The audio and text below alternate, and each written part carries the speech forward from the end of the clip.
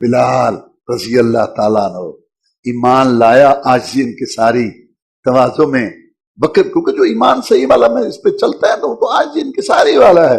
اللہ نے اس کی اتنی عزت کی کہ بلال رضی حبشی غلام، مکہ میں کوئی سماجی سیاسی طور پر مقام نہیں تھا، وہ زمین پہ چلتا تھا، اس کے پاؤں کی آواز جنت میں سنائی دیتی تھی. اور رسول اللہ صلی اللہ علیہ وسلم کے ہاں اس کا مقام کتنا بڑھ گیا کہ ابو بکر صدیق رضی اللہ تعالیٰ نے ایک دفعہ سمجھانے کے لیے کوئی بات کہی بلال رضی اللہ.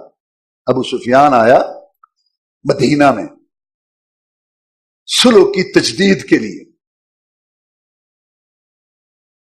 بلال رضی اللہ تعالیٰ اپنے ساتھیوں کے ساتھ بیٹھے تھے تو کسی نے کہا ابھی تک یہ دشمن پھرتا ہے، اس کی گردن پر تلوار نہیں چلی، عتبہ شیبہ ولید ابو جہل ابو لہب مر کھپ گئے، یہ بھی پھرتا ہے. تو بلال نے کہا رضی اللہ اس کی بھی باری آ جائے گی، اس کی بھی باری آ جائے گی. اس نے سن لیا، کچھ کہہ تو سکتا نہیں تھا، یہاں تو آزاد فضاؤں میں بلال آج بیٹھا تھا رضی اللہ تعالیٰ. ابو بکر صدیق ساتھ جا رہے تھے رضی اللہ تعالیٰ نے کہا بلال ایسی بات نہیں کہتے، وہ سردار ہے اپنے علاقے کا، ہمارے پاس آیا ہے، آپ کو نہیں کرنا، چپ کر جاؤ.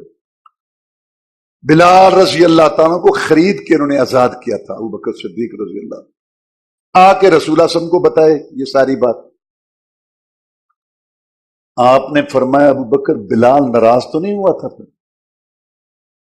جب تو نے یہ بات کی بلال ناراض تو سن، لقد اغضبت رب العرش، سن لے اے ابو بکر کا مقام آپ جانتے، سن لے اگر بلال ناراض ہو گیا تو عرش کا رب ناراض ہو جائے گا، یہ سوچ لے. اور عمر فاروق رضی اللہ تعالیٰ کی خلافت کا دور ہے. باہر آئے ابو سفیان اور حکیم بن حزام، آواز دی، غلام گیا، ہم نے امیر المومنین سے ملنا ہے. ٹھیک ہے. اب غلام جا رہا تھا، پیچھے بلال آ گیا رضی اللہ تعالیٰ. آواز آئی، باہر آئے، دیکھا، پوچھا نہیں، بھاگ کے گیا. امیر المومنین عمر فاروق رضی اللہ تعالیٰ عنہ، باہر بلال ہے رضی اللہ تعالیٰ، باہر بلال ہے.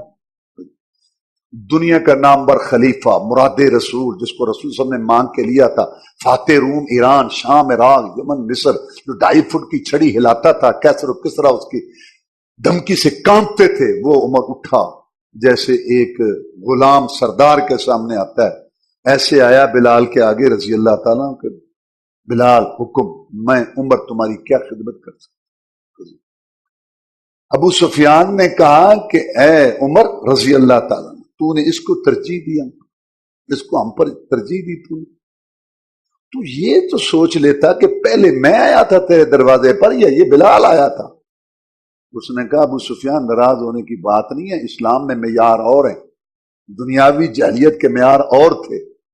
مجھے یہ بتا، تو نے یہ تو سوچ لیا کہ عمر کے دروازے پہ پہلے کون آیا تھا، کاش کہ تو یہ سوچ لیتا کہ اسلام کے دروازے میں پہلے تو داخل ہوا تھا یا بلال داخل ہوا. یہاں تو پہلے آنے والوں کی قدر ہے، یہاں تو ایمان اسلام، ان اکرمکم عند اللہ اتقاکم.